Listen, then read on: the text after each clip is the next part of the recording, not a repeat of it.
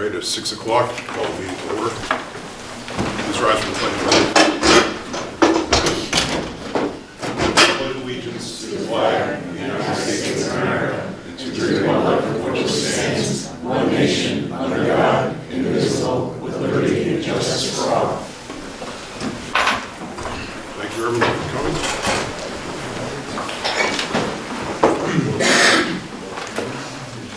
Start off the agenda with recognitions. So I do have a few this evening. I don't see him here yet, but we wanted to recognize one of our seniors, Aiden Rodriguez, who was recognized by the state as being our lone recipient this year of the John Abigail Adams Scholarship. This is for his excellence on the MCAS exam over the last couple of years, exams rather. So we wanted to give Aiden the much due recognition he deserves. He's not here this evening, so if he does arrive later, I will circle back and recognize him personally. If not, I'll give this to him tomorrow. So congratulations to Aiden Rodriguez. Additionally, I want to just give a shout out to Dante Giangrande and his sister Sophia, who, so this past, no, 2 weekends ago, right, Dante? Yeah, the 16th. 16th. We all kind of ran somewhat together in the Worcester 5K St. Patty's Day road race. So I got to see both Dante and Sophia at the end of the race. They ran with Dad, so congratulations to the two of you for completing the 5K. Thank you. That's it for this evening. Great. Thank you. Approval of minutes. Any motion to approve the minutes? Move to approve the minutes for Monday, February 24th, 2025. Any comments or questions?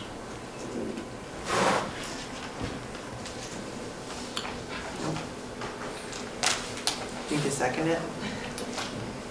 No? Am I messing that up? Do it. All right. Make a motion, I got the Yeah. post up.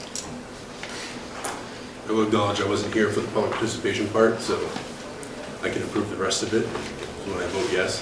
I'm not approving that part. I need to do those.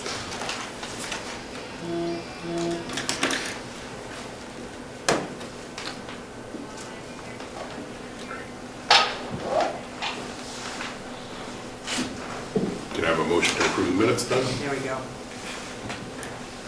So moved. I'll second it. Second. All in favor of the minutes?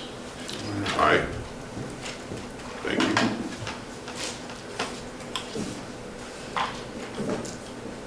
Public participation.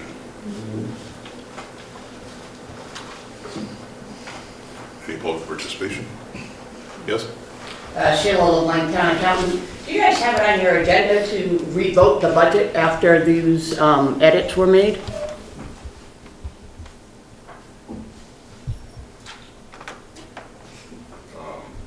We typically do at the end of the budget process, yes.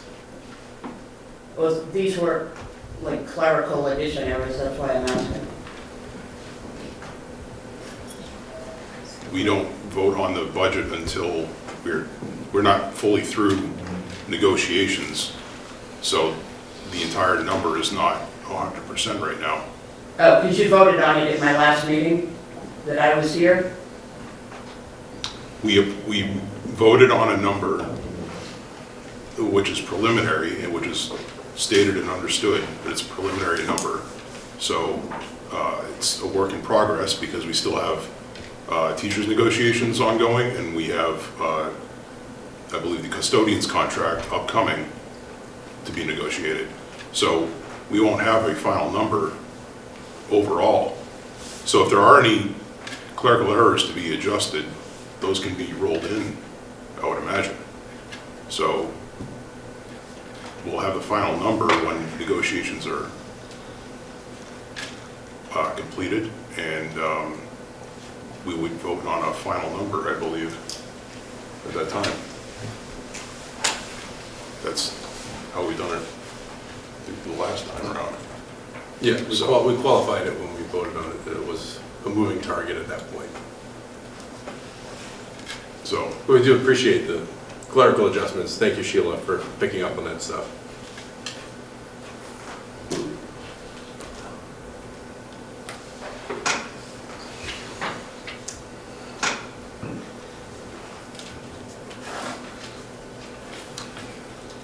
Can I ask a question for Sheila?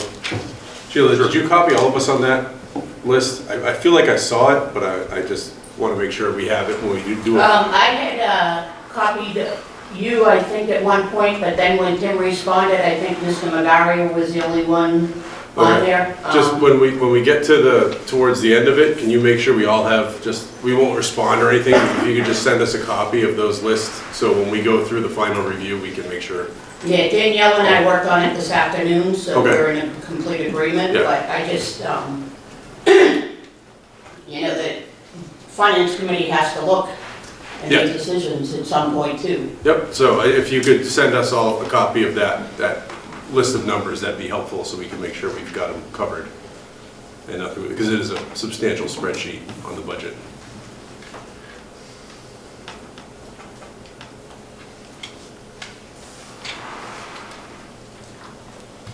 Anybody else? Yes? Bill King, Finance Committee, do you have an expectation of when the date for completion of contract negotiations will be? We have not yet started with the custodians, and I don't know what the end date is for that yet. I don't think we've set ground rules yet. I think there's an agreement. Ground rules will be set on the first meeting, and proposals will have on the first meeting as well. First round of proposals. So are teachers' negotiations done? Is that what you're saying? No, No. Oh. no, No, there's a they're going on little overlap. simultaneously. And I'm not sure how many more meetings we'll have with them. So, those are both in flux. I don't think we have solid end dates yet.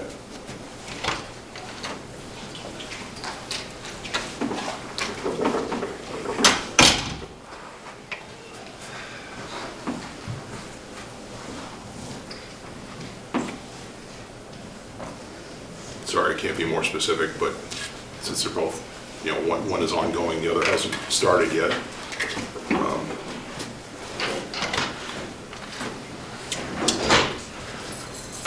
That's where we're at right now. Anybody else?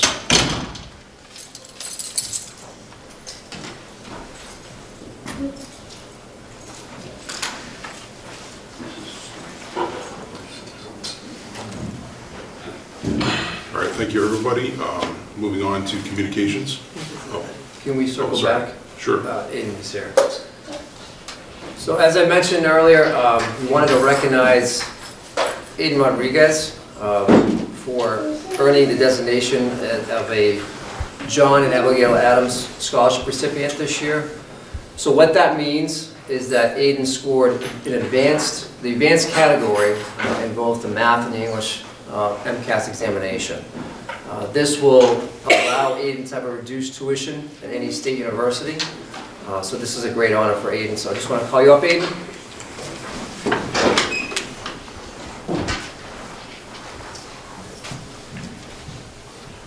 You guys can applaud.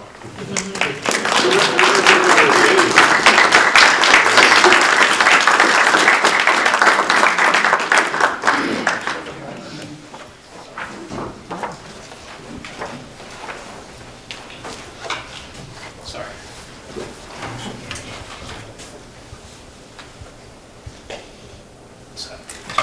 Good job, Aiden.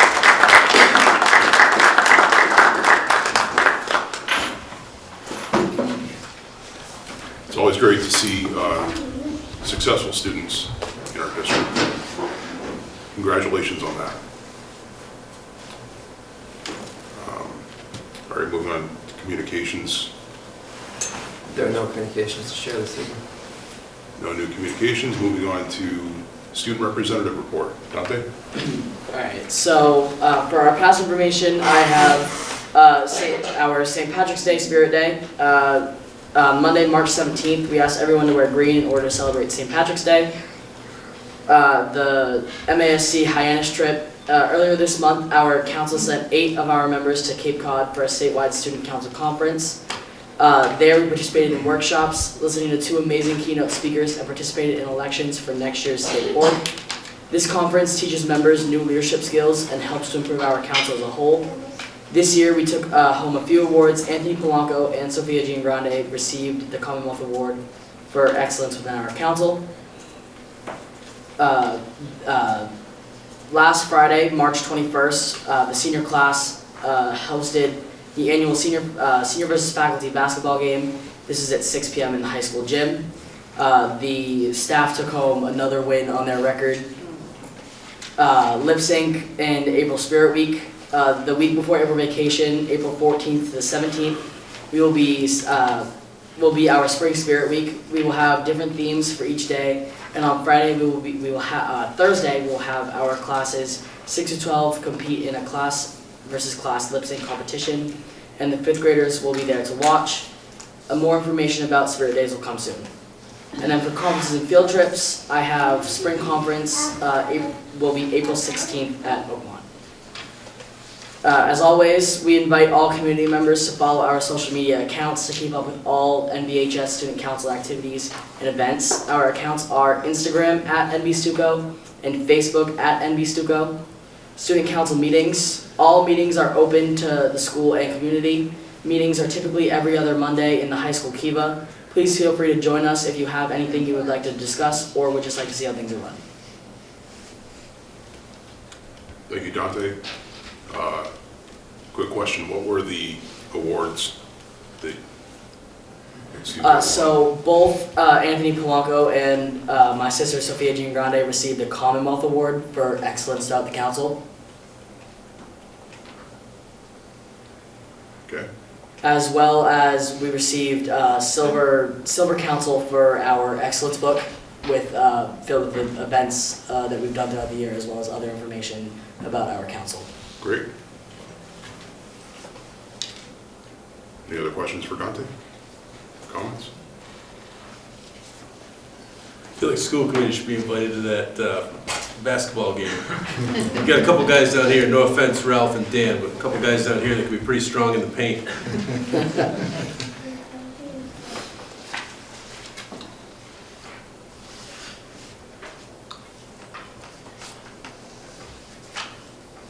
All right. Thank you, Dante. School committee reports. Nothing really new to report. As far as negotiations, is the only subcommittee really running right now, and those are ongoing.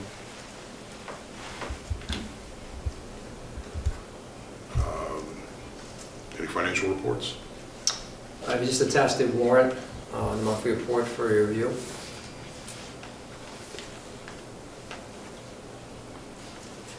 There are no transfers this month.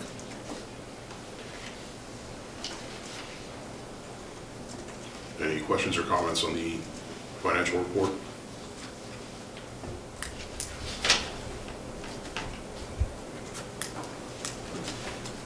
Nope. No. Good.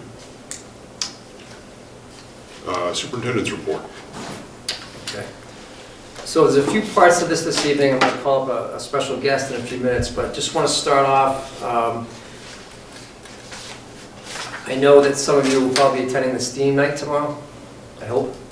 Mr. McGarry, I know you're going to be going, hopefully a few others. But kind of along that same vein, just an update on some of the new initiatives and new additions to curriculum materials that we'll be moving forward with. As you may recall, the last couple of years we've partnered with 1-8 around our STEM education, specifically Project Lead the Way at both the elementary and the middle school level. We recently received an additional $40,000 for our Project Lead the Way enhancement at the high school level. So this will allow us to add 4 distinct classes at the high school level around manufacturing. So we're going to discuss that more in detail tomorrow evening. But this is something that we wouldn't have the capacity to adopt this in the local side budget. So these opportunities have been really beneficial to supporting our students in these initiatives. Additionally, as I've talked about in the past, going forward with this process through DESE and receiving the Innovative Career Pathway designation, just by completing this process, which took roughly a year and a half to complete, we received an additional $35,000 to use towards our durable equipment to support those 4 Project Lead the Way courses. So in total, that's $75,000 that we have now to use towards supporting these new initiatives and supporting durable equipment that, again, we would not be able to purchase without this financial support. So within your packet, I did add some pictures so you can see what we're talking about. The first is a bench milling machine, which is quite expensive on its own.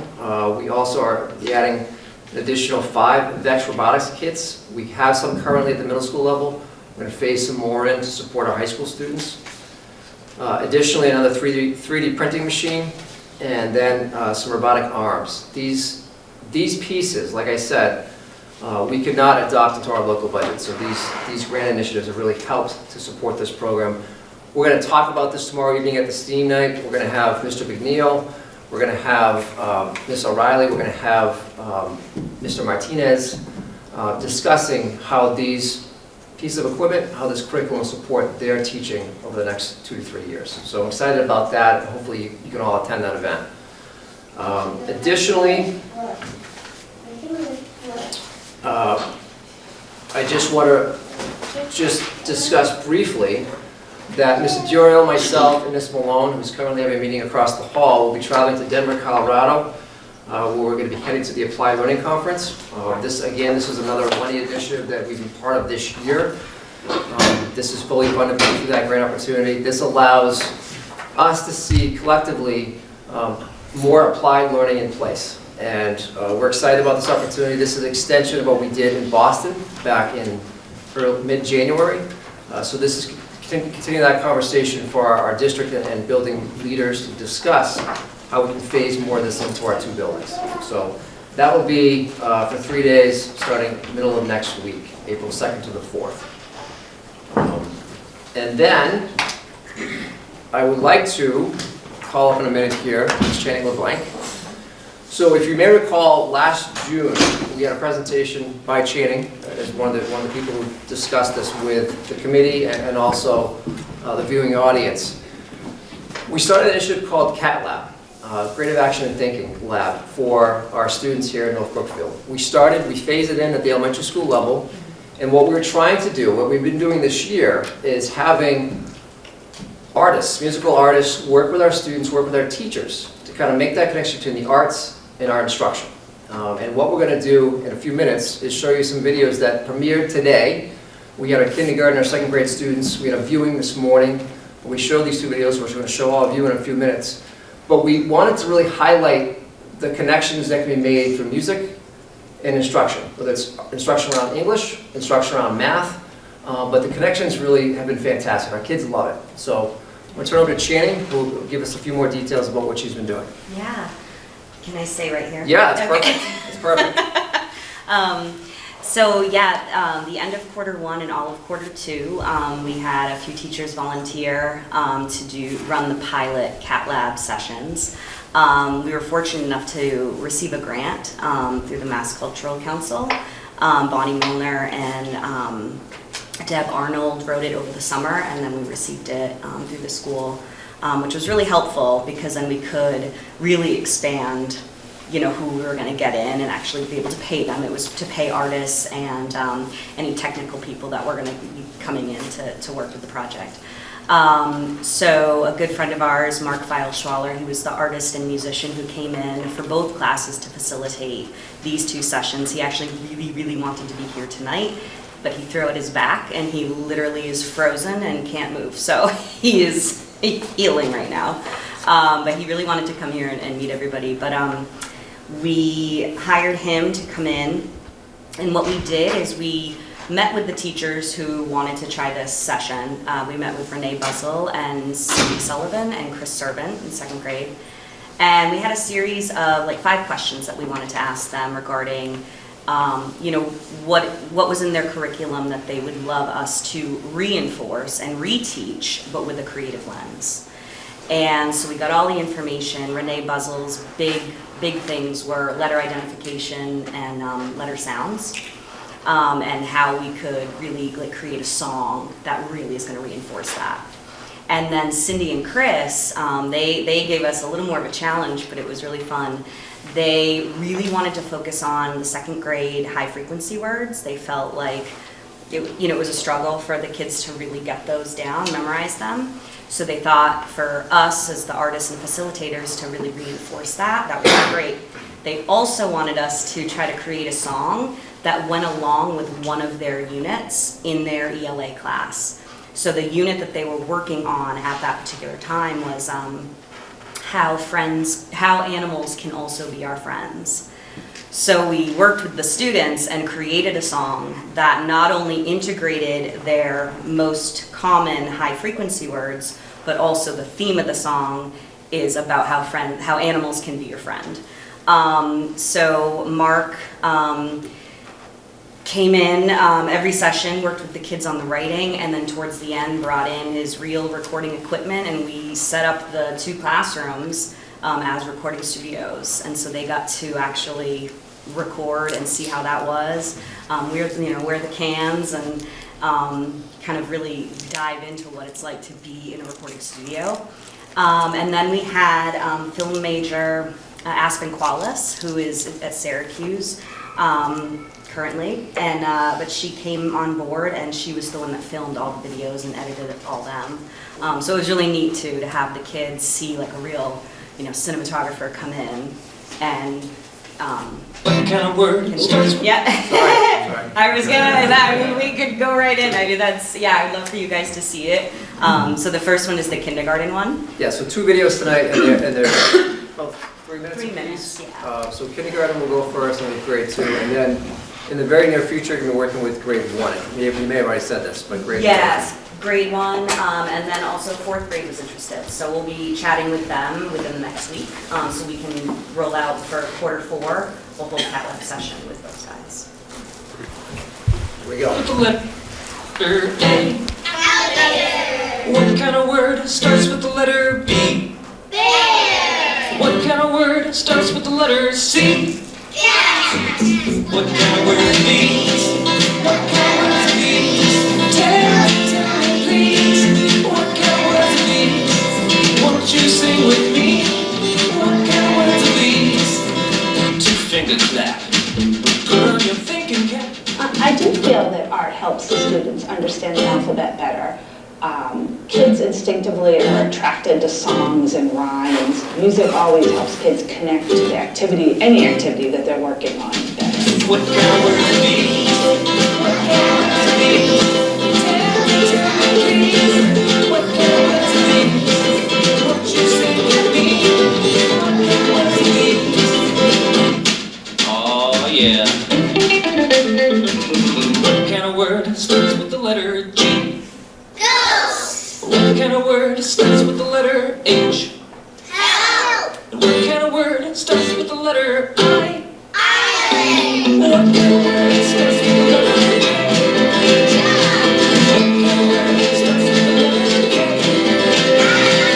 What kind of word starts with the letter L? Plate. And what kind of word starts with the letter M? Marshmallow. What kind of word starts with the letter N? So what I think they were the most passionate about was actually like getting to see the real instruments and hear the music played in the room. I'm not sure they completely understand the process because they're only 5. So I think as we're going through it and they're exploring the process, they're understanding what we're doing and what it's going to end up looking like. But I think the thing they looked forward to the most each week was getting to hear like a real guitar or different instruments, and I think they would have liked even more instruments, getting to hear them and play them. So the instruments and the music really, definitely excited. All right, we're in the home stretch now. What kind of word starts with the letter R? Rainbow. What kind of word starts with the letter S? Snake. And what kind of word starts with the letter T? Twinkle. What kind of word starts with the letter U? What kind of word starts with the letter P? What kind of word starts with the letter W? What kind of word starts with the letter S? What kind of word starts with the letter Y? There's only one letter left me, what could it be? Someone tell me a word that starts with Z.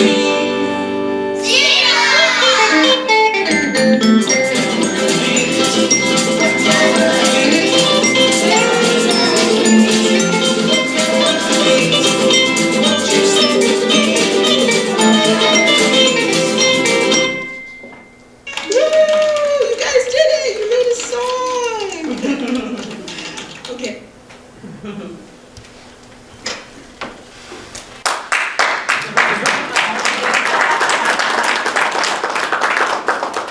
So before I show grade 2, we had kind of like a red carpet Oscars type kind of vibe this morning where the students had their pictures, Grammy Awards taken in front of our Cat Lab board by the cafeteria. And then Ms. Buzzle, who you saw in this first video, was interviewing our students about their reaction to seeing themselves in the video. So it was a fun morning. This is grade 2, similar but different. Teacher can be a friend to you. I'm begging you, please tell me an animal that's true. One who will forever fight in every way to be there and stand with you against the worst of days. Bobcats know exactly when to pounce. They like to hunt the rat and the mouse.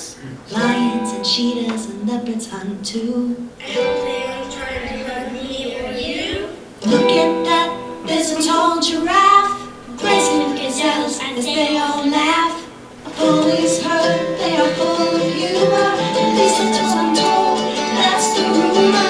What kind of creature can be a friend to you? I'm begging you, please tell me an animal that's true. One who will forever fight in every way to be there and stand with you against the worst of days. Raccoons love to dig through the trash. Wear a very stylish mask. It's all because another friend fuss. Alley cat tried to take his task. Axolotls have such pretty quills. Fuck himself for air since he got no gills. Crabs and turtles and swim through rivers just to be a friend. Then they head back out to sea and do it all again. What kind of creature can be a friend to you? I'm begging you, please tell me an animal that's true.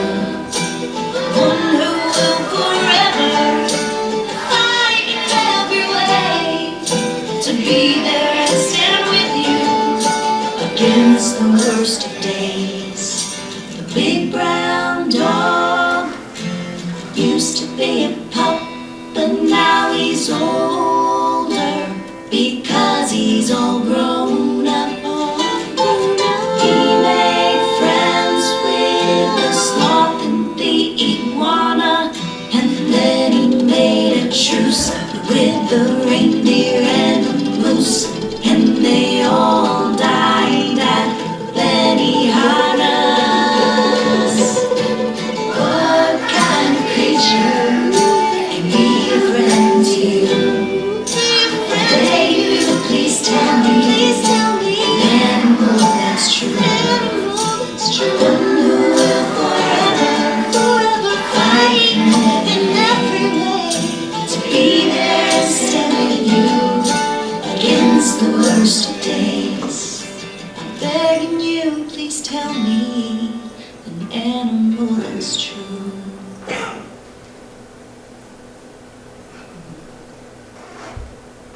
Good stuff. That was actually Channing on lead vocals. Yes, And you yeah. can hear the students in the background. So Yeah, I appreciate all your efforts Yeah, thank so you. far. And we said first grade is starting soon. Yep. And then fourth grade will be after that, correct? Yep. Are these going to be posted anywhere, But we can post these on the webpage. We did confirm with all the parents that we're able to show these videos, and they approved, and I will share these with all of you as well. But this was kind of the second world premiere this evening, and then we'll make it kind of more mainstream after tonight. Any questions about the program or what's been going on? I saw better penmanship in that second video than like 30% of the people I work with. I know, right? They're not watching this, so I can say that, but I've seen some bad penmanship. There was some really nice printing. Yeah, they're really good. Yeah, it was such a great experience, and the fun part was when we decided to have me do lead on this song. The kids were like, because they just know me as a special ed teacher, so when I was singing with them, they were like, "Oh my God!" Like we're a whole band now, you know. So it's really cool. It was fun. I just have a comment. Certainly engagement enhances learning, no question about that, because they're certainly bought in. Where does it go from here?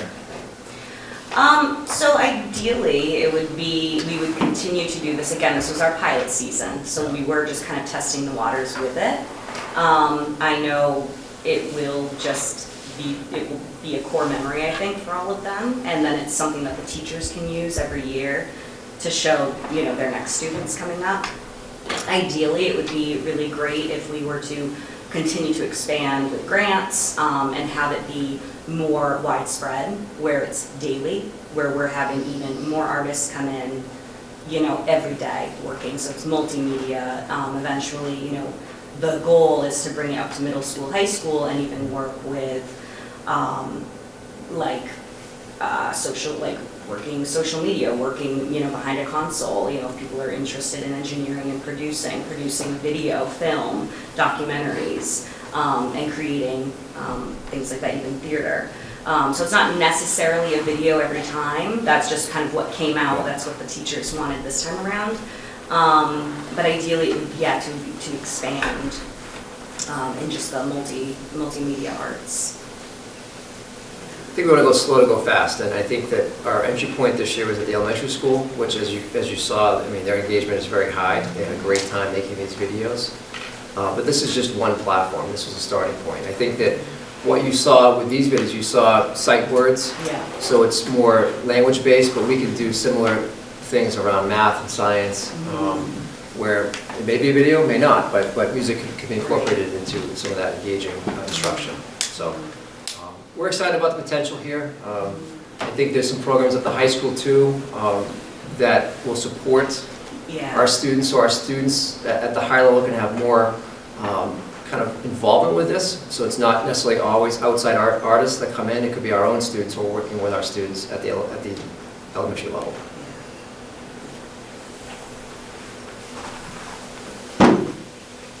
Any other questions? We have a music teacher, so were they involved at all? So for these, no, but they've been in all the meetings. We've invited them to all the meetings, both Matt Bills and Justin Vitale, as well as the art teacher, Lewis. So I think eventually, they'll do more involvement. I think again, it was the pilot, so they just kind of wanted to see how it was all going to be. But they're definitely, we've had numerous meetings with them.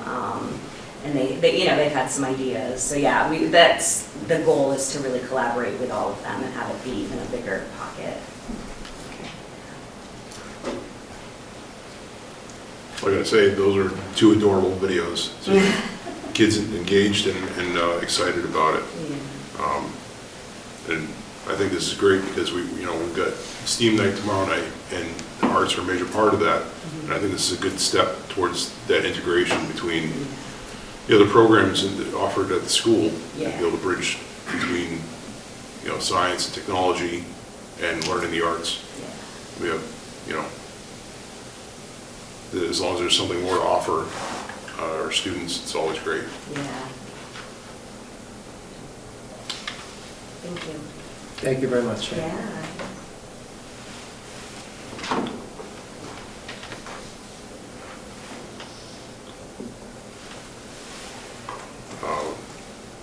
right. Anything else from the student superintendent's report as far as? I did add, it was a separate attachment to the typical packet. I did add all of the new library books that we've phased in at the elementary school over the last year plus. I believe that was a request of the committee, so that was attached to your packet. Right. Can you discuss that a little bit? Sure. Because We can make a motion, is that what we have to do? Uh, No, because we're not voting on It's it? not a voting issue. Okay. So I've looked over some of those titles, and I think some of us did, and I have concern about a couple of the books that I'm not convinced that they're appropriate for our elementary kids, and I think we should discuss that.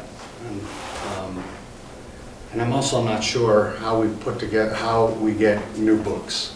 Does the librarian put this whole list together from some resource, or do we subscribe to a service that just says, oh, you need books, here they come, and we pay for it, or how does that whole thing work? So a couple things. We recognized a few months ago that we had some books that we wanted to discard because of the age and the wear and tear of those books, so we surplus those books. In that process, the librarian, with the support from the previous elementary school principal and now Mr. Murphy, looked through kind of what is being read at certain grade levels. What are some books that are enticing to students at that age? So this list is formulated by that group of three, essentially, mostly by the librarian and Ms. Priestley, who is no longer in the district.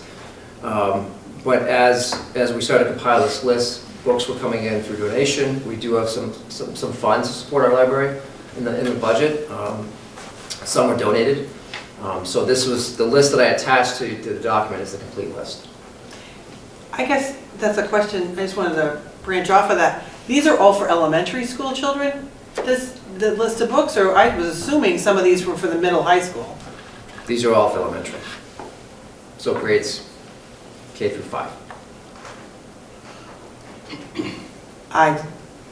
Wow, that changes everything. There were some, I have identified a couple. I just looked through a certain section of the last 40 pages of the list, which certainly isn't all of them, but there are 2 books on there specifically that jumped right off the page for me, and I would propose that we do something about removing those. Because personally, I don't think they're appropriate, and if we need to discuss it, then we can discuss it. But there was some level with graphic novels, and even some of the titles were for children who might really enjoy scary type stories that I did not realize that this was only up to the 5th grade, because as I was going through the list, when you see graphic novels and manga and stuff like that, I'm thinking, oh, this is for the middle and high school too. This isn't just elementary. And that was an awful assumption that I guess I made, because I really want to go through that list again. And with a different lens. I mean, I just thought it was the whole district. I didn't realize that it was just the 5th grade and under.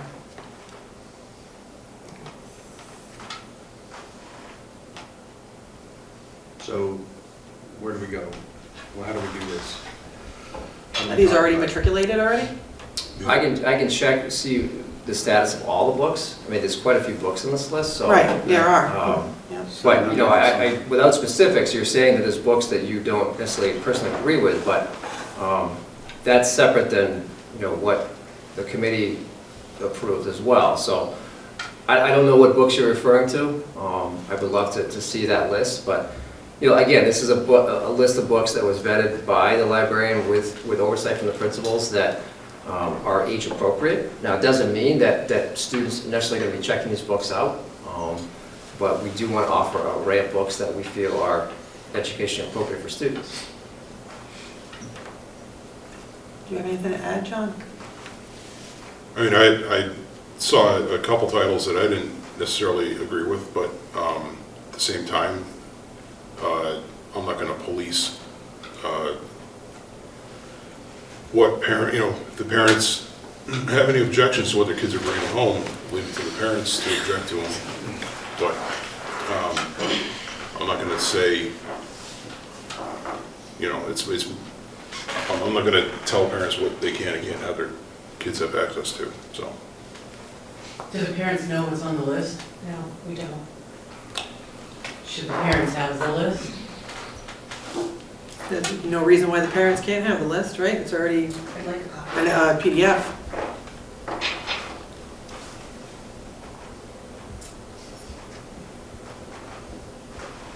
If multiple members feel there are questionable titles, I think every parent in the elementary school is entitled to know what their child has access to in that library. Then I say compile the ones that are objectionable and bring them up. I think they should have the whole list. It shouldn't be censored or edited in any way. Can the school send a list home with the kids? So the parents can use I it? may attach it to email, but Right. because the list is long, it's 137 pages, so it's a lot. You're not gonna print that out, Well, that's just the new books. It's not the entire. but no, that's just the new books, right? It's not the entire library. What's for the Thank you for main bringing this to our available. attention. There's about You're welcome. 750 books, something like that. No, I think you said it was 600 were removed and then 700 were added or something like that? I think it was last meeting we said this. 738 on the list. Yeah. I'm gonna say too that there were some that I really, really was excited to see on that list too, that I thought, oh, these are awesome. And certain series that I thought, how exciting, but there were some that I looked into that said, you know, for a certain age group, this might be really scary, this might be, and then it was a whole series. And then there's some topics that I think that if people are comfortable with in their own home, then you get them in your own home, but to have your kid bring it home from the school library, I don't know how I would feel if my kid brought it home, so.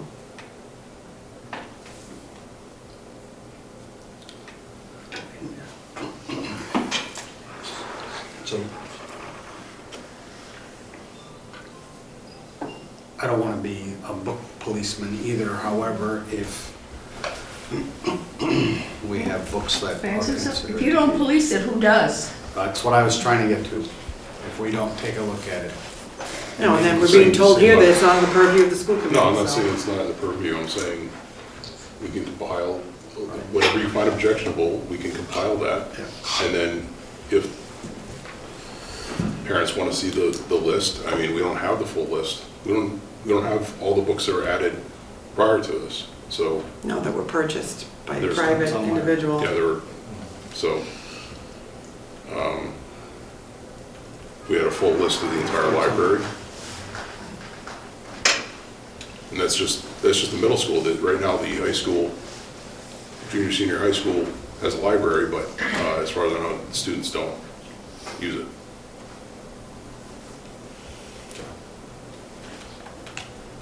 Are these books just go home with the children, or do they have an opportunity, reading time, to actually read it in school? That I don't know.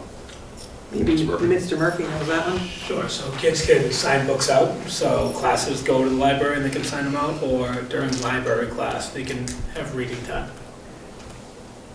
Thank you. Yep.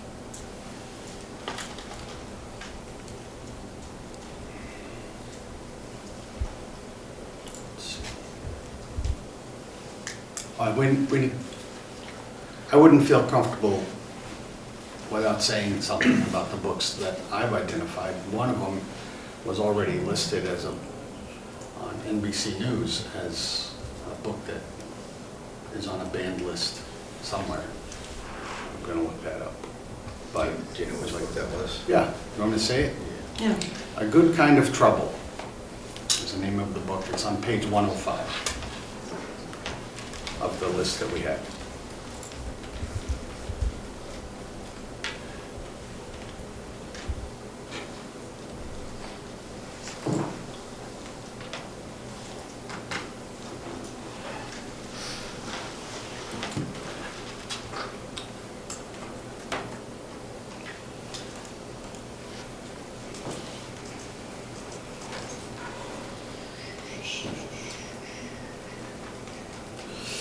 So all I did was copy and paste the title. Quick synopsis of that one is a 12-year-old girl whose sister is involved in Black Lives Matter. And then she experiences a protest and decides some rules are worth breaking. and then starts wearing an armband to school in support of Black Lives Matter. That's from someone's synopsis on Goodreads.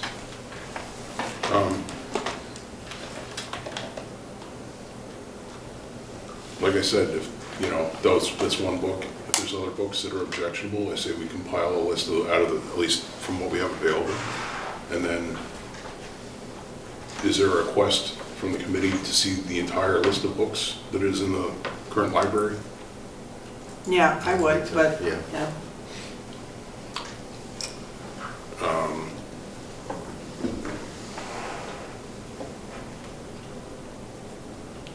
We have 2 members requesting the You too, Ray? full library. Ralph? 3? Yes. Three committee members requesting a full list of the elementary school library for review.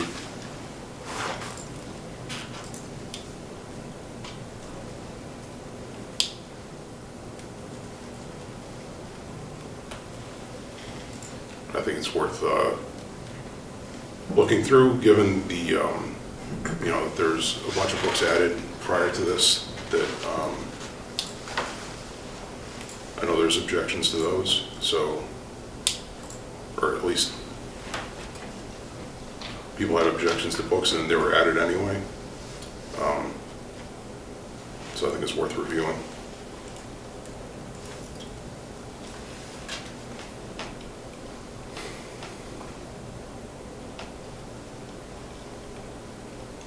So what is the, I mean, this sounds like it's a big undertaking. I'm not saying you should, you shouldn't, but then what is the process? So if 10 people don't like this book and then 100 people don't like that book, how do you, I'm just trying to figure out what's That's where it's difficult. That's why I said I don't want to police people. People have different opinions on what's appropriate for their own children, and I cannot tell people what they can and can't let their child see, because one way or another, if they want to see it, they see it. And if it's already been through committee here at the school, that's a filter. And if it's already been deemed age appropriate, then there's that. How old is a fifth grader? 10. So this committee already approved the whole list to be in the school? That book is for 10 to 12 year olds. There was a committee you mentioned earlier with the The library. 3 people that picked them? 3 people. Is the committee that approved them?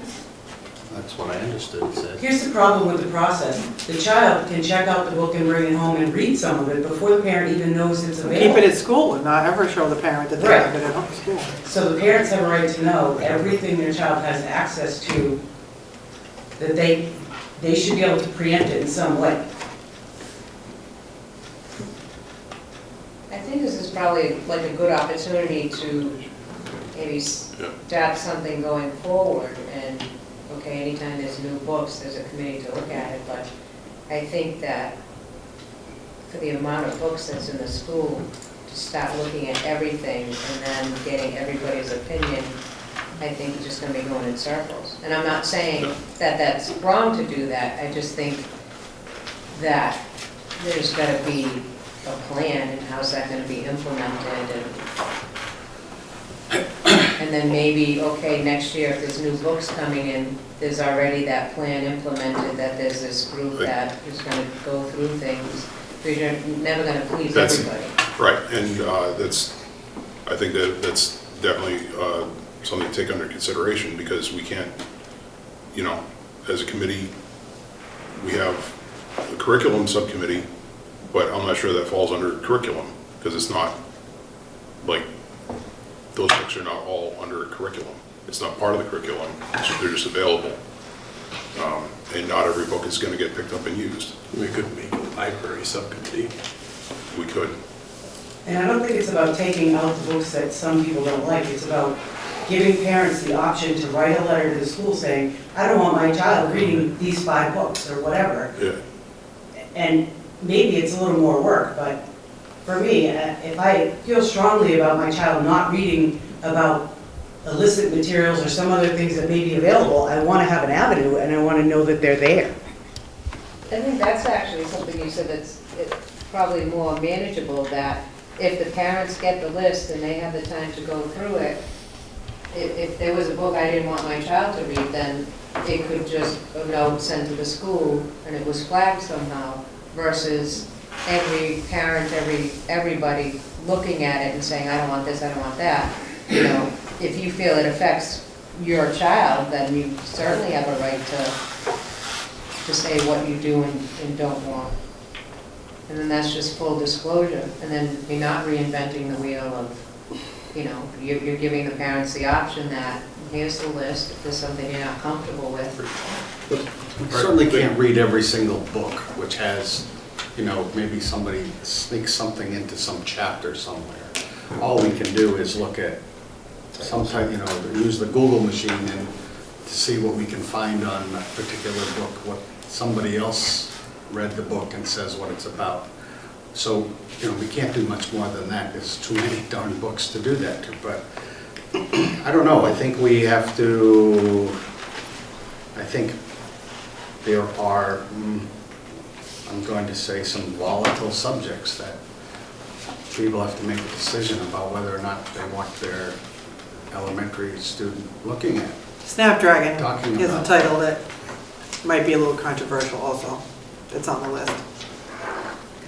That one, I spotted that one, and it's a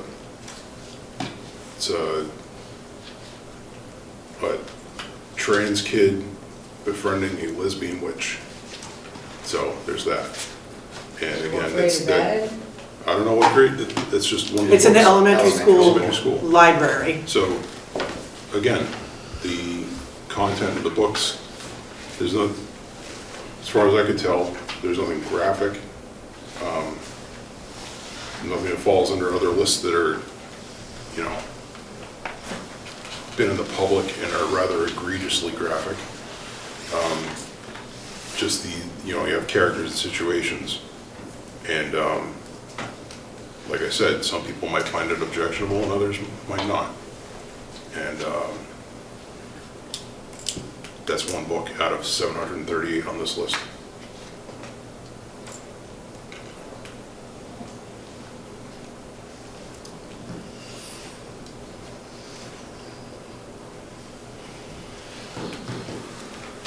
Can I ask a question? So,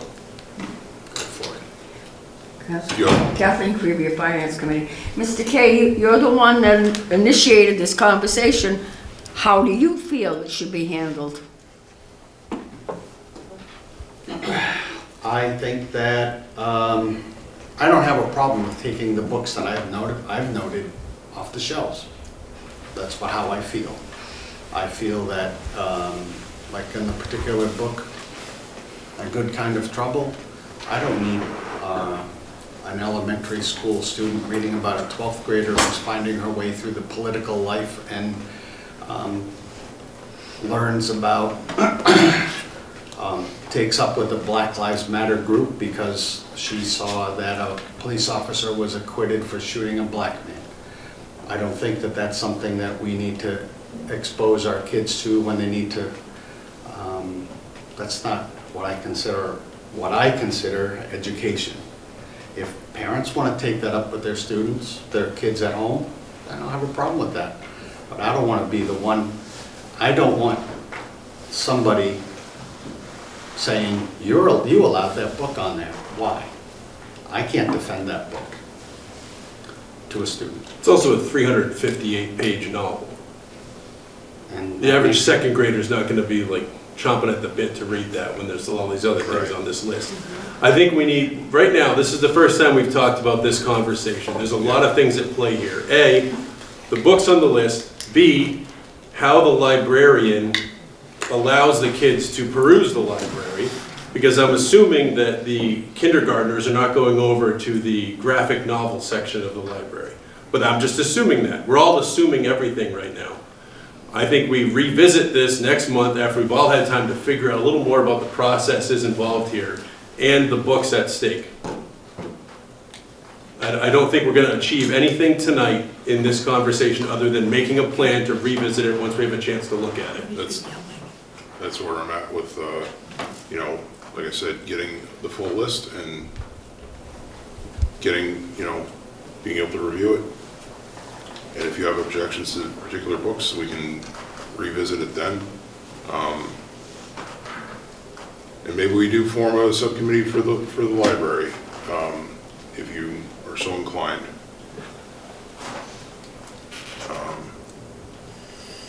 So I move that we table this till next month when we have more information.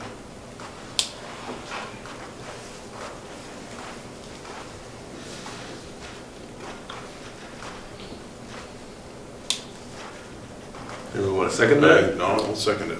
All right.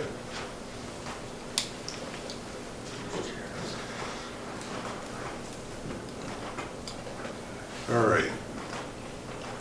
Administrators' reports. All right, I'll go. Our second annual career fair was March 11th at the high school. We had many different companies and speakers coming to talk to our students about different career opportunities. Students signed up to receive information about different careers that they were interested in. And then each student had the opportunity to visit 4 different classrooms, each with a separate career presentation. Many of the presenters, after the career day was over, commented about how attentive and engaged our students were. I just want to give a special thanks to Ms. Earhart and Ms. Margolis for putting this amazing event together. Friday, March 21st was our staff versus student basketball game. Staff won handily, thanks to the help from some recent alumni, Jose Ortiz, Lola and Colin Sukarev, and Lindsay Bennett. And if you don't know, both Jose and Lindsay were both 1,000-point career scorers. So they had a little advantage in that game Friday night, but it was a lot of fun for everybody. On Thursday, March 20th, Mr. McNeil and Dr. O'Rourke visited the elementary school to promote our family STEAM night on Tuesday, March 25th. Mr. McNeil brought one of his robots his students are creating in the robotics class. The robot is able to move in all directions and recognize voice commands. Dr. O'Rourke had students volunteer to come up and create giant bubbles. We're really looking forward to seeing everyone at our STEAM night tomorrow at 6 p.m. Our high school students will be providing presentations about their projects and learning around these areas. I hope you can all join us for a night to celebrate at North Brookfield High School. MCAS testing begins tomorrow with our 10th grade in the ELA. Middle school will begin their ELA testing the following week. 20 of our high school students will be working tomorrow around fostering a sense of belonging at a workshop with Mass Ideas training. The students will have 2 3-hour workshops around developing an inclusive environment. This was also started last year, so this is part 2 of what we started last year. Once the students complete the workshops, they will share the information during student assemblies. And finally, mark your calendars for our famous school lip sync contest on April 17th. The morning of the 17th will be our second wellness day for the students. And then in the afternoon will be our lip sync contest. Looking forward to a great day on April 17th. And that's all I have tonight.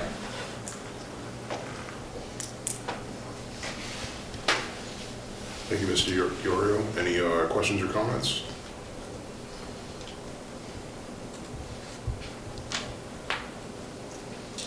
Ms. Murphy?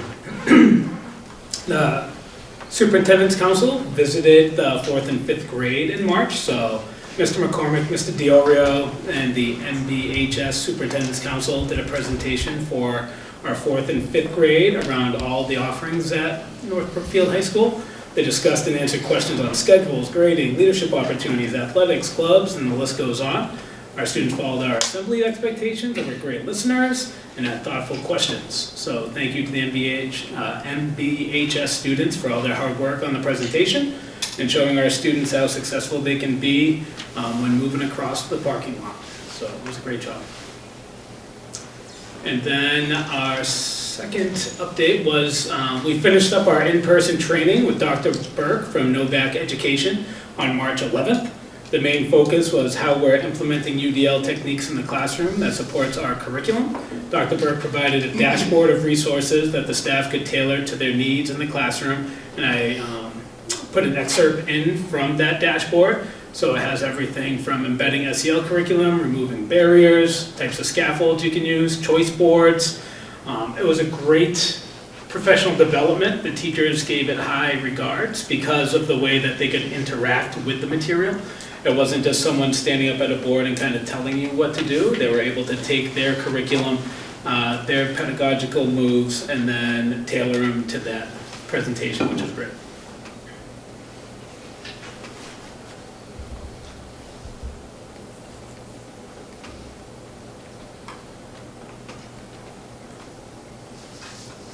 Any questions or comments for Mr. Murphy?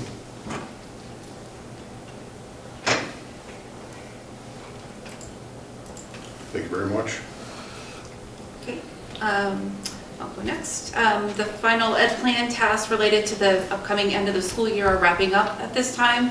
And this will complete all of the various cycles and stages of the IEP program that are necessary for the school year and allow for any updates that are needed over the summer. So it will be a successful cycle and completion of all of the ed plan program and that final transition over to the new program. So excited for that to be nearing completion. Secondly, as requested by DESE, the final confirmation of the demographic and other information for our access and wider alternate access testing for our EL learners was confirmed this week. This will now allow DESE to move forward in their process so that the district can get the scores and information back to use for programmatic decision making. We expect those back relatively soon.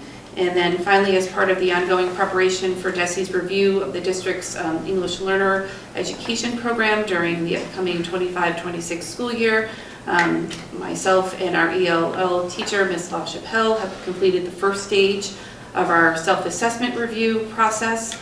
The next phase will include the EL data dashboard that I spoke with you about last month. That was introduced again last month. That self-assessment review is expected to be completed just within the next 2 weeks or so and submitted to the DESE's Office of Language Acquisition again within the next 2 weeks. So we'll be excited to finish that process up shortly. Thank you very much. Any questions or comments on that? No, but I realized something about Mr. McCormick's report, that we didn't get any notifications of departures or hires, and I know that Ms. Emery is leaving our district soon, so Correct. what do we have in terms of departures and new hires for this reporting season session? No, outside of Ms. Emery, we're working on a few additional new hires, but nothing's been firmed up just yet. We had interviews today, or excuse me, last Friday for an admin assistant role at the high school. They're making an offer tomorrow for that person. We're also speaking to a long-term ABA person for the remainder of the year, but that person has not returned my phone calls yet. So everything's still fluid as far as if they've been hired or not. They have not been hired. Yes, Ms. Emery is leaving. I did notify Mr. Magario, I believe it was 30+ weeks ago now when that information came to light.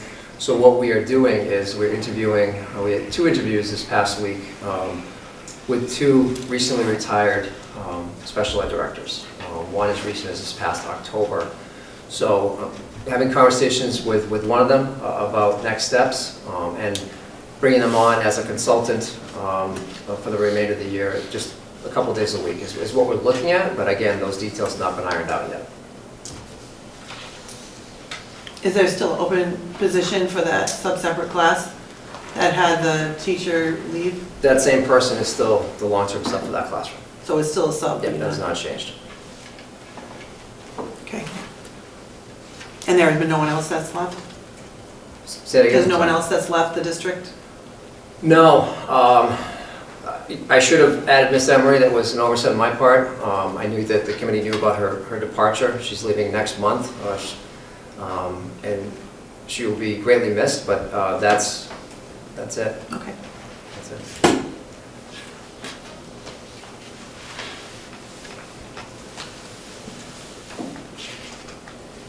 Now it's time for Mr. Hebe's Right. report. Superintendent's report? Sorry, no superintendent. Superintendent. Wrong, Office of Facilities and Grounds. Looking at the wrong line. The elementary school, I continue to manage the day-to-day operations for the school. For the complete February scheduled events for the school, we had 33 scheduled events, which accumulated to approximately 10 vendors that used various parts of the school. I continue to work with Snyder Electric on the building system management software. We did an upgrade on that. I work with them between the high school and the elementary school. We had an issue with a univent number 3 in the elementary school, where these units are original to the school, and over time they wear and tear. This particular one broke the squirrel cages in the heating unit, so it's not allowing to blow out the hot air for the heat. So that affected 5 classrooms. So they had minimal heat over the last couple of weeks. So the technicians are on site now doing the work to get the upgrade done for that unit right now. We had an issue with the boiler 1 at the elementary school. The fuel pump was leaking. We had service tech come in and get that fixed and updated.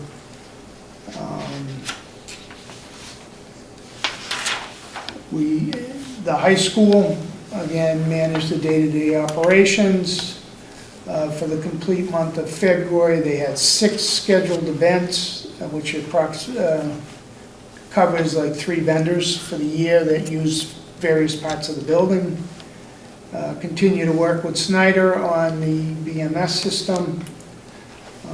On March 3rd, we had a small electrical fire in the univent classroom in room 206. All the students and staff were evacuated from that area, and the fire department was called. What happened was one of the transformers inside the univent overheated and melted all the electrical wires in the unit, and created a small fire.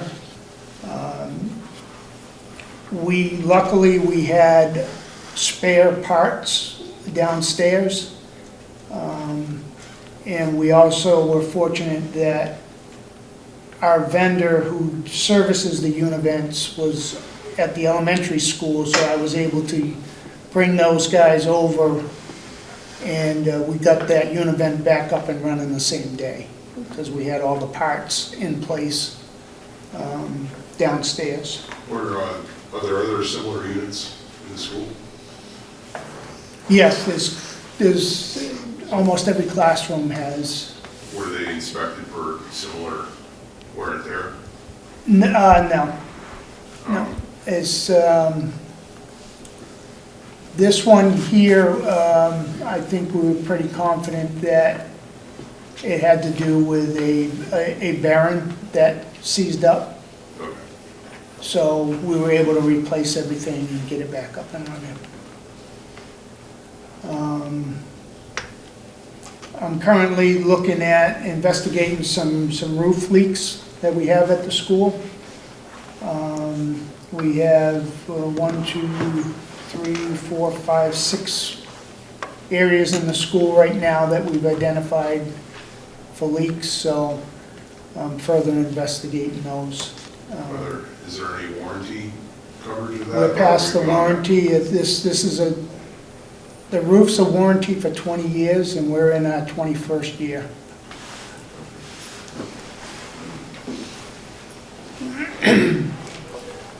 The district, in the process of documenting the paving projects for capital improvement. Working to get that documented and getting quotes. I have to reach out to vendors now and get some estimates. And then once I get that, then I can package it up and bring it forward to you guys.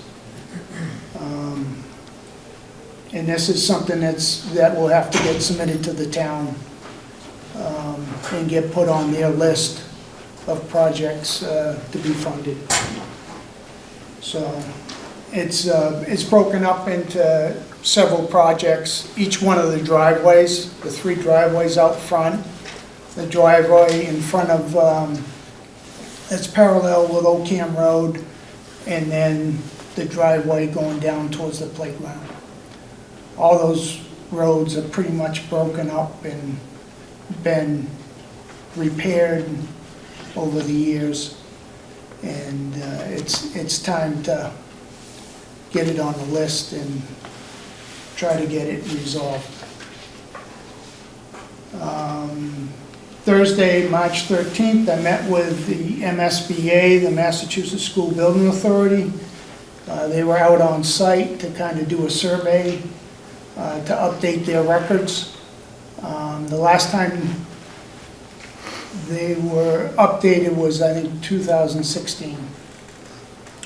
So they're just getting all their information updated on their side, so down the road when we do look at some projects, then they have a better idea of, what we have on site.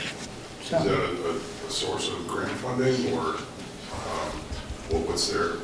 Yeah, there's possibilities of grants based on the project. So could be doors, could be windows, could be boilers, whatever categories they have that fall within the MSBA. And then I'm working on the sign out front, the electronic sign. That took a power surge over the years, and I'm in the process of trying to get that replaced. So that's it. Yes. 2 things. I mentioned redoing the road up alongside the playground. Is drainage going to be part of that study? One of the problems that I'm seeing is the water is sheeting right down to the playground, and it's kind of creating like a swamp. I think the way that's pitched, if we pitch it right on the driveway, the way we pave it, I think we can take care of some of that. Down towards the bottom? Because right at the bottom, there is a storm drain. Okay.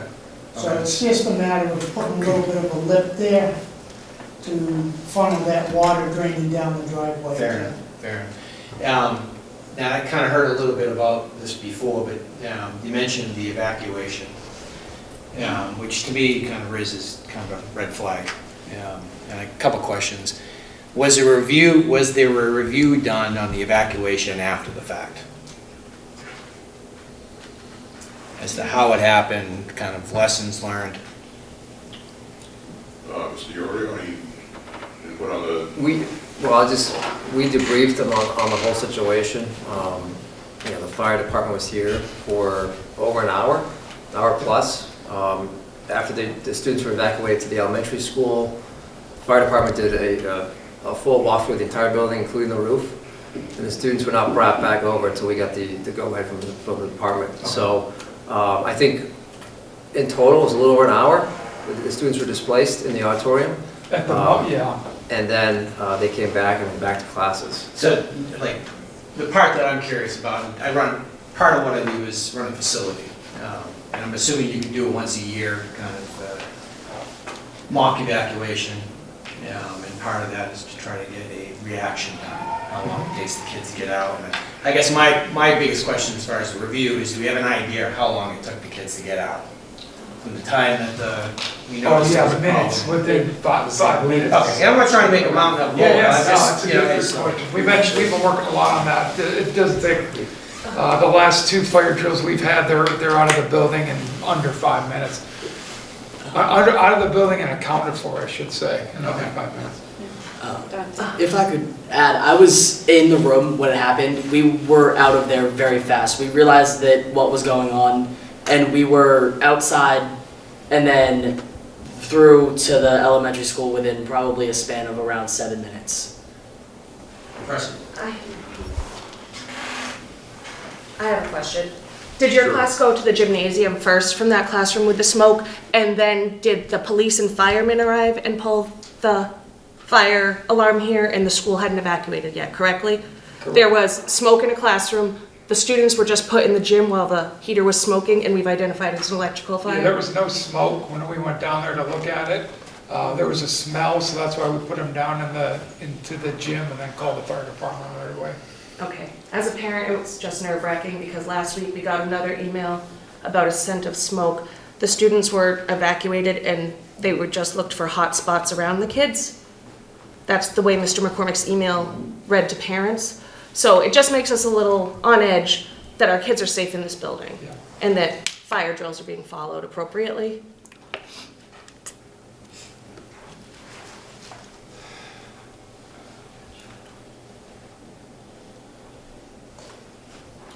Question? How do you know everybody's out of the building? So we take attendance when the students evacuate. Each teacher takes attendance when they get, So they bring we have what we call them a to-go bucket. So they bring their attendance with them when they leave. Same thing would happen if we had a sub in the classroom. That roster's printed for every teacher when they leave.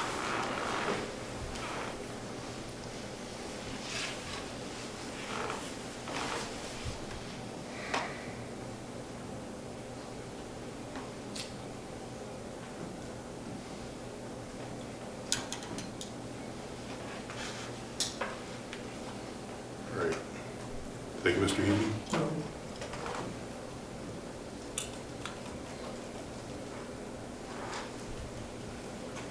But no, I think it's worth having those other units inspected if that's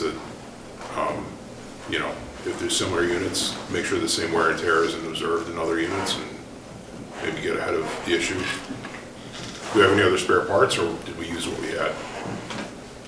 Did we have other spare parts, similar spare parts? Okay. And, is it worth having our vendor inspect those? We'll take a closer look.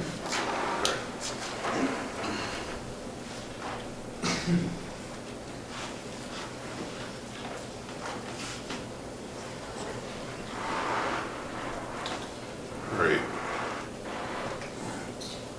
Old business, I don't believe we have any. Technology update. Sorry.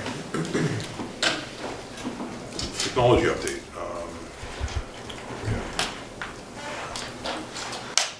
It's from Mr. Berridge. Third quarter progress reports have been distributed. A network switch damaged in the power outage has been replaced, went smoothly, and now allows them to begin some longer term projects that have been on hold. And that includes an aim of cutting licensing costs for several elements of the network. He says his goal is to over time convert to open source solutions. We currently host several virtual machines, and that's on a VMware server, and they have drastically increased their licensing fees for the software. And he's identified another system which can be done with an open license, and he's testing that functionality. Another licensed item is the wireless access points, and he's looking at another replacement, and that project will likely take much longer as it would require a proof of concept first.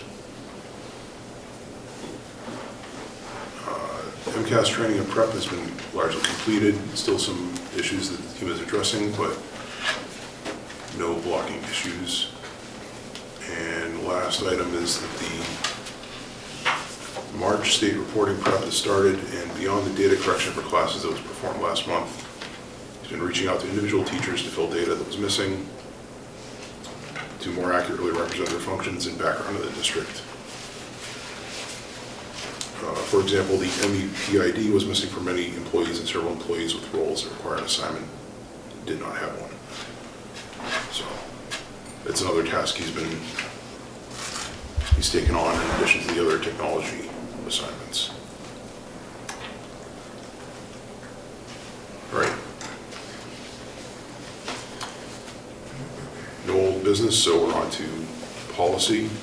Excuse me, I have a question. Oh, sure. I don't know if this falls under old business or not. I don't see it on the agenda anywhere, but at the last meeting, we were talking about new graduation requirements for, and was hopefully to have a proposal for this meeting. So is that old business? No, we don't have a proposal for next year, for end of next year yet. So we just, when we discussed it last month, we talked about for this year, for end of this school year. Hmm? So You'll have a proposal, the committee will have a proposal by next month.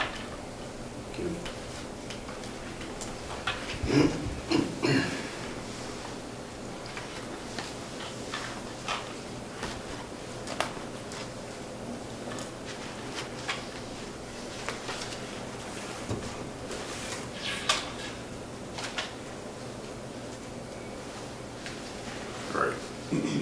Policy. We have a motion to approve the reading and adoption of policy KF, the rental and use of facilities. So that's a voting item. Mr. McCormick, you want to? Sure, I don't know how in detail you want me to go. We went, this, like Mr. McGarry said, this went through policy subcommittee twice, 2 different readings. We updated some of the language, but specifically some of the fee structures that have been in place for several years. So we looked at making those more relevant. We have broken down the groupings, if you will, to 4 distinct groups. So, for example, Group 1 is MVPS clubs and teams, and then Group 4 is our groups that are individuals or non-North Brookfield residents organizations that are all for profit. So, based on these 4 categories, we came up with different fee structures for renting out the auditorium, kiva, cafeteria, kitchen, gyms, fields, etc. And with these fees, there are some service fees as well. Or custodial, if the kitchen is being rented, there's kitchen help fees.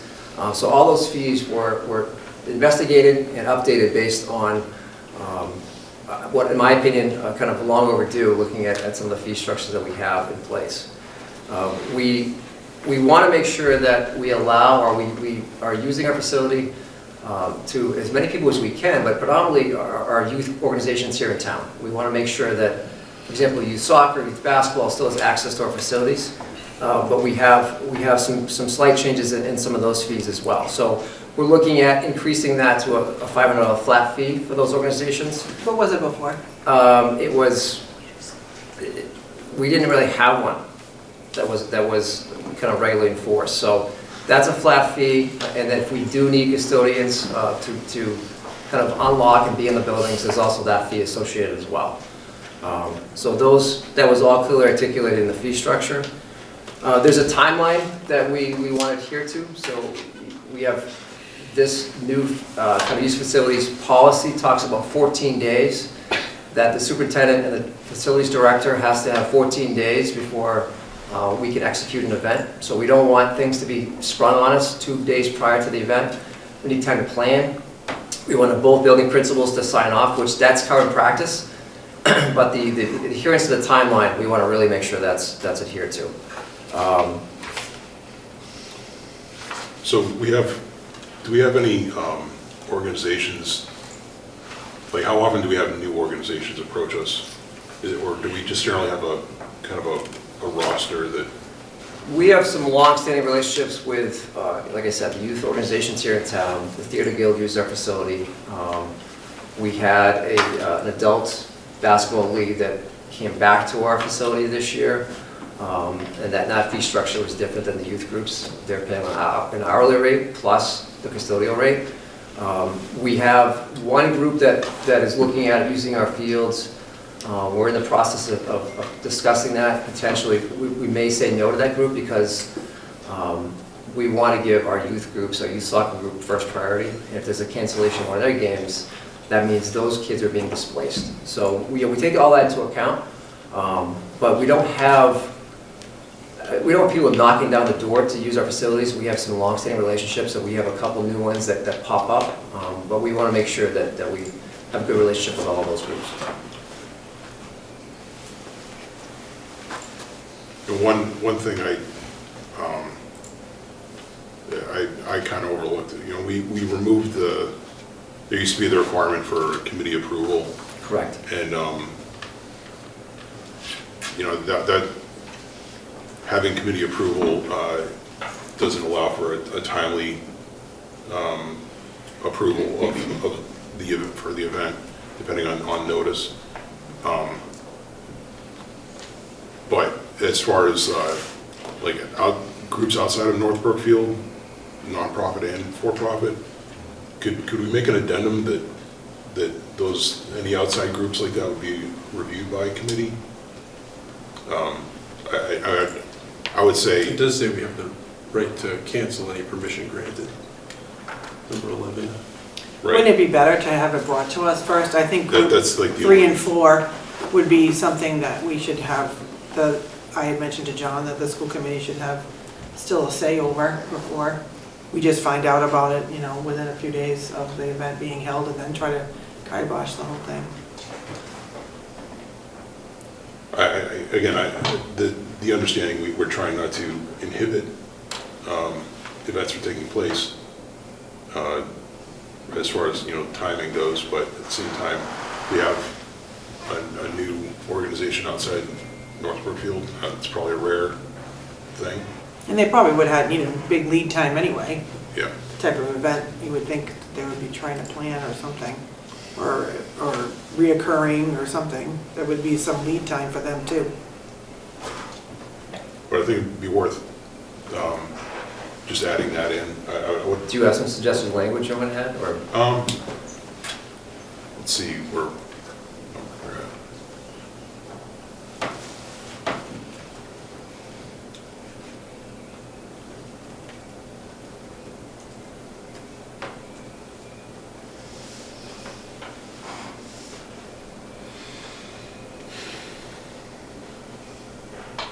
I guess under number 3, we could add a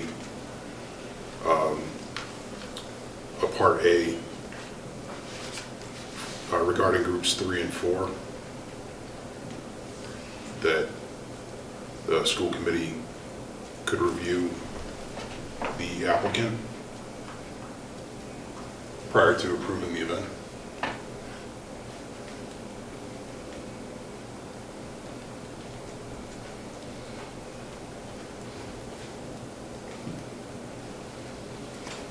So maybe you have groups 1 and 2, they're under this umbrella that you have up here saying the use of school buildings, grounds, equipment, and facilities will be authorized by the superintendent in conformity with the following regulations which have been approved by the school committee. So we have group 1 and 2 under that umbrella. However, group 3 and 4 needs to be presented to the school committee, and then maybe you change it so that, the group 1 and 2 has 14 days, but then group 3 and 4 is going to need more time because we're going to have to look at it first. But I would also add, this is new groups, groups that have not used the facilities before. I would allow that any groups that we have previous relationships with be grandfathered in, basically. Hopefully that's not too muddy. I can wordsmith it and bring it back to the committee next month. That's the desire.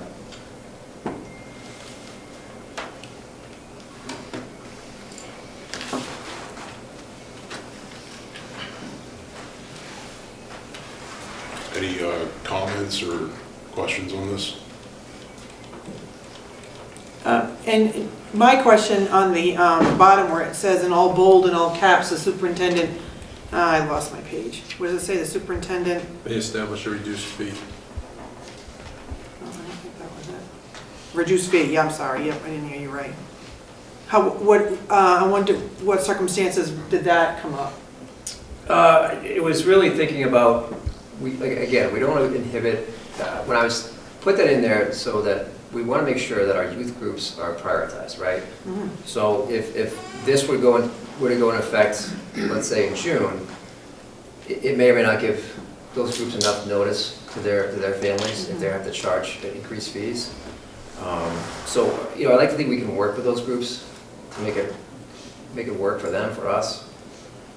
It's, again, we want to try to adhere to the policy as much as we can. That's not, I mean, and it's not everybody gets a certain deal. It's following the policy and following the price is set in the policy, but there may be situations with timelines that we may have to work together.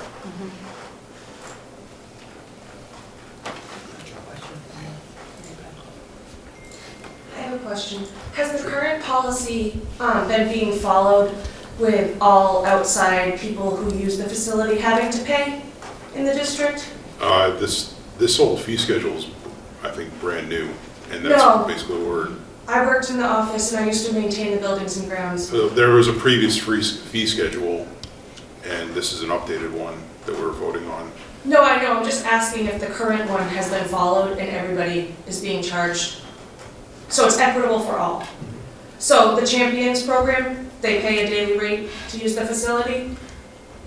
I don't know if it's a daily rate. We do get some, we do have a cost share with them. You get a We do. contract with them? We do. Okay. Yep. Thank you. I have Sure. Just out of curiosity, the youth soccer, for instance, if they want to use the fields for the games, what are they looking at for fee? Right now, within this new fee structure, Sure. it'd be $500. And that $500 is for It's a seasonal rate. Is for maintaining. Yeah, it's maintenance. grounds. We go back to whether it's field improvements or buildings and grounds improvements.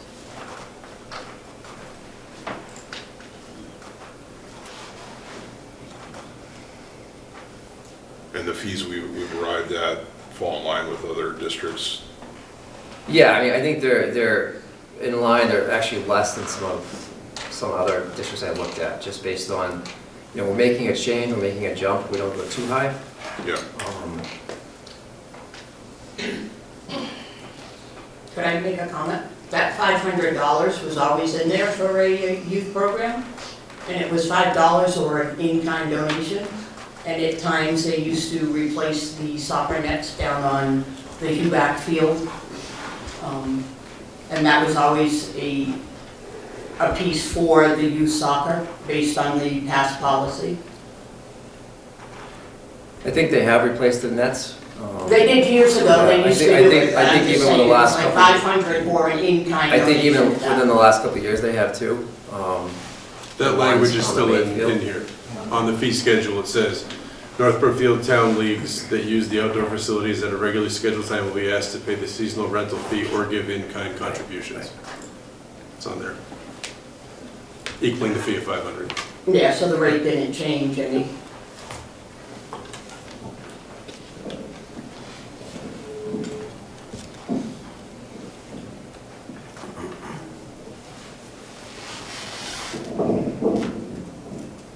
All right, so with the, we'll table this until next month, get the language hammered out. But otherwise, I think it's a fair policy. Do we have to make a motion to table? Since it's a voting item, get a motion to table this until next month with clarifying language. So moved. All in favor of tabling this until next month? Aye. Aye.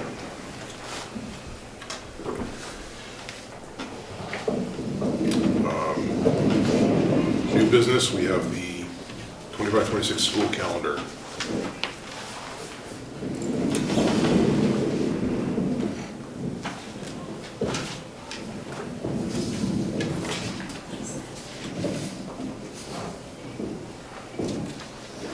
And since this meeting was originally supposed to be last week, we realized, looking at the schedule, that it would have been closer to the previous meeting and then 6 weeks until the next meeting. And given the opportunity for the presentation of the CAT lab, felt it was beneficial to have a meeting this week. So that was something we overlooked in approving the last calendar. So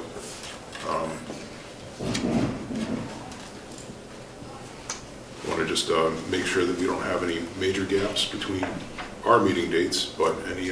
My only thought was the November school committee meeting is on the 10th. Should we make that? So I'm looking at that right? No, 17th. No, it's the holiday. That's the holiday. That's observation for... Veterans Day, okay. Wait a minute, that doesn't make sense. Shouldn't it be on the 11th? Yes. No, November 11th is the observed day. It's a Tuesday. It's highlighted as the 10th. That should be the... I should know it's my birthday. I never had school on my birthday. National holiday for your birthday, John. Let's see.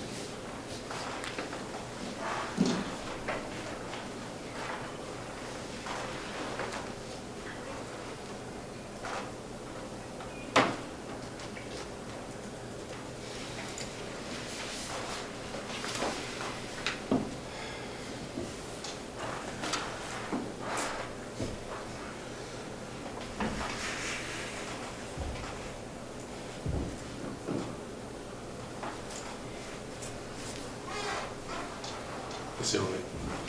There's 6 weeks, but that's because of the holidays. Yeah. From December to January, and then there are some that are only 3 weeks. That's because you have to make up for that, so. Yeah, so there's only 3 weeks between April and May and June. But that's because of the holidays and school ending, and so there's not much you can do about that.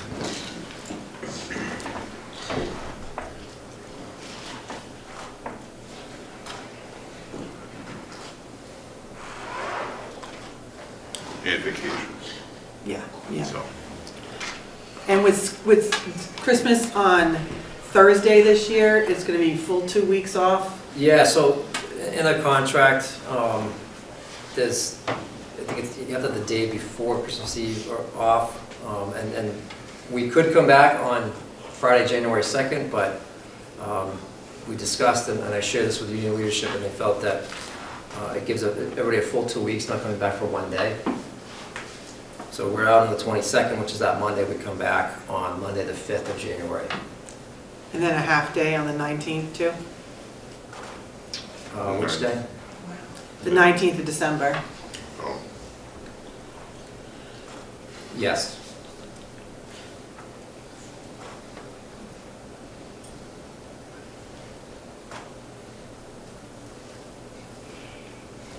Starting with our first 2 days back for teachers is the 25th and 26th of August, which is similar to what we've been the last couple of years.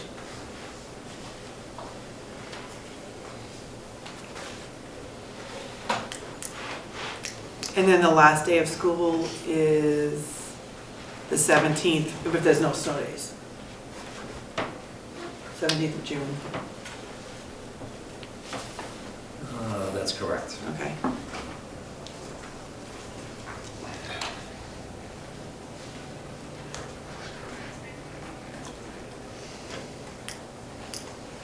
should the snow makeup days start on the 18th then, instead of the 22nd? Or, Sorry, say that again? for June, it says snow makeup days 22 to 26, so the snow makeup day should start on the 18th. It should, I can make that correction. Yeah, because then it's the Juneteenth holiday, so we'll come back on the 22nd. So it'd be 18 and then, Right. yeah. So other than that and the Veterans Day holiday,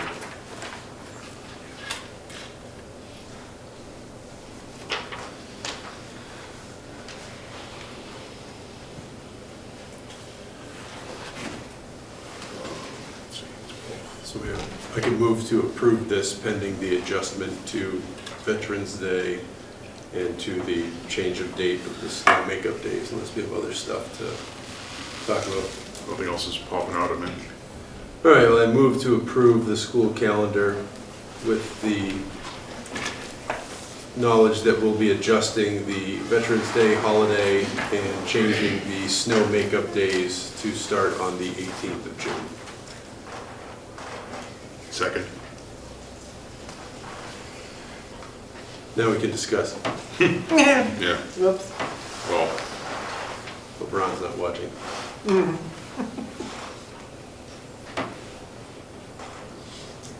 all in favor of the calendar with those two adjustments? Aye. Aye. Aye.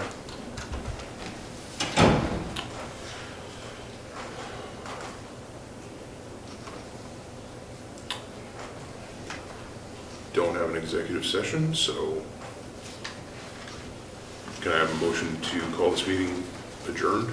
Can I ask a question? I don't know if it's a question or comment, but sorry to delay everything, but this is only my second meeting. And I know I'm new at this and all that, but correct me if I'm wrong, but I think that the role of the school committee is to represent the townspeople in the operation of the schools. Is that correct? Is that correct? Yes. Okay. So I listened to all the reports and everything seems wonderful. Except the only problems I hear are Eric's building grounds. Everything seems wonderful, and yet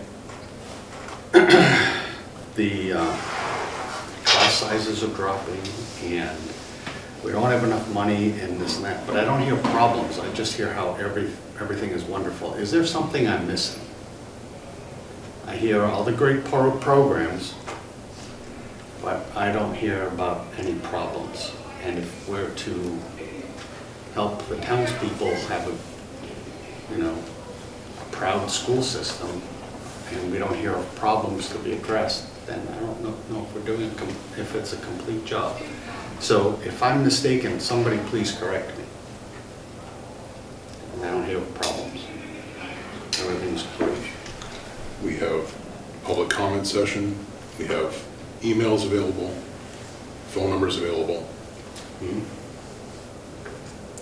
And if it's a committee matter, it comes to the committee. Okay. If it's a school issue, Maybe it goes through the schools. Okay, I'm learning.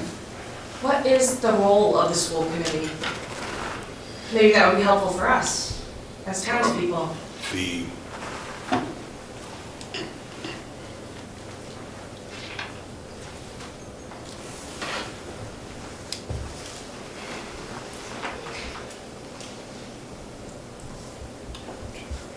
We are here to represent the townspeople and the students in the district, the parents of the students in the district. And if the parents have concerns, like I said, emails are open. The meeting is open. There's time for public comment. And we've invited that repeatedly, like the last few meetings. So thank you for those that participated tonight in public comment, because that's why it's there. And Can I ask how something gets put on the agenda then? Yeah. Because really important issues have been discussed publicly at other meetings that weren't put on this agenda, and I'm curious as to why. If we're supposed to be able to discuss it, are you saying it's up to the public to bring it up? Or the committee to bring it up, like the finance committee?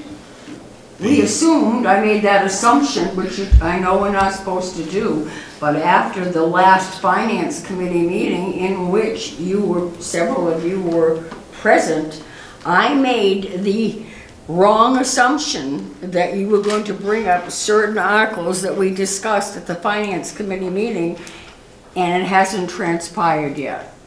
I didn't have a copy of the agenda. Had I had a copy of the agenda, I probably would have brought it up initially. But several members of the finance committee are here tonight, We were here to answer questions and to discuss budget. That's a big issue. Budget. The budget is still being, it's in flux. Mr. Negario, at the Finance Committee meeting, I specifically asked you if this would be brought up at the school board meeting, what had transpired at the Finance Committee meeting. Did you mean it wouldn't be the next school board meeting when you said that it would be? Or not this one?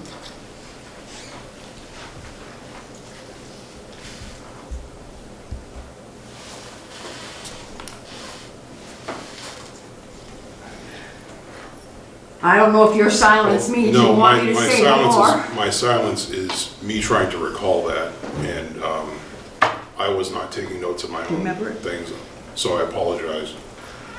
I did not receive minutes from that meeting, so if there were minutes from the meeting stating that, I did not receive them. I believe it was a very lengthy conversation that we had. So if you're not going to discuss it tonight, can we assume again that it will be on the agenda for the next school board meeting? Yes, we can put that on the agenda. What specifically, Mr. McGarry? Also, if we're going to have a conversation with the Finance Committee, we need to post it as a joint meeting. Yes, that's... We didn't come here as a committee. We all came separately. We didn't post a meeting. We came to sit here and perhaps if you needed answers to questions, we could do it. But we're not here as specifically the Finance Board. There are 3 of us here from the committee. I'm just trying to... And others that were present. The possibility of Mr. Regario's hesitation for it is because there is technically a quorum from the Finance Committee. They're not participating in this conversation, but you did say answer questions and have a conversation about it. So that we're hesitant to do that. If we knew you were coming, if we know you're coming next time, we could post as a joint committee and we can have a full-on conversation. You can have a conversation with the members without a decision being made.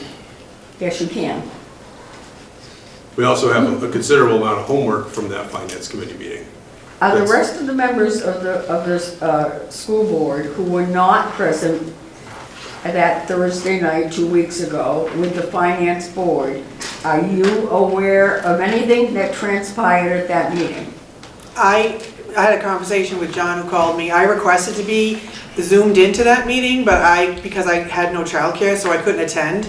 And I was told that because it was going to be a quorum, I couldn't be zoomed in. And I was explained that was an error.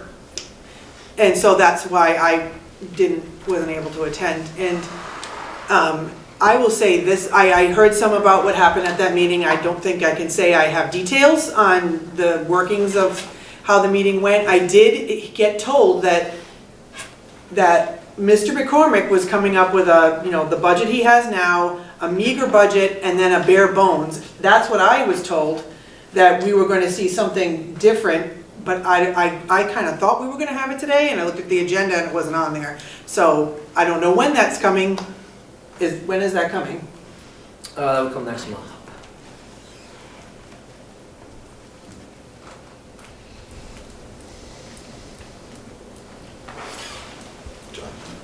Yes. I looked up the MGL on the role of the school committee, so I thought I would share it with all the members. The school committee in each city and town and each regional school district shall have the power to select and to terminate the superintendent, shall review and approve budgets for public education in the district, and shall establish educational goals and policies for the schools in the district, consistent with the requirements of law and statewide goals and standards established by the Board of Education. The school committee in each city, town, and regional school district may select a superintendent jointly with other school committees, and the superintendent shall serve as the superintendent of all the districts that selected him. So, you have, the school committee's job is to oversee the superintendent. Do you guys review the superintendent? You mean like performance review? Yeah, like wouldn't staff get reviews? I know like teachers. The superintendent has goals that are set. We vote on those, and the superintendent's goals are reviewed. Did the superintendent make you aware that he's in the final running for a position in West Boylston right now? Yes, he did. To the whole board? He disclosed that without being told, the board being told by somebody else? He disclosed it to me, and I disclosed it to the rest of the committee. I move to adjourn. Second. All in favor? Aye. Aye.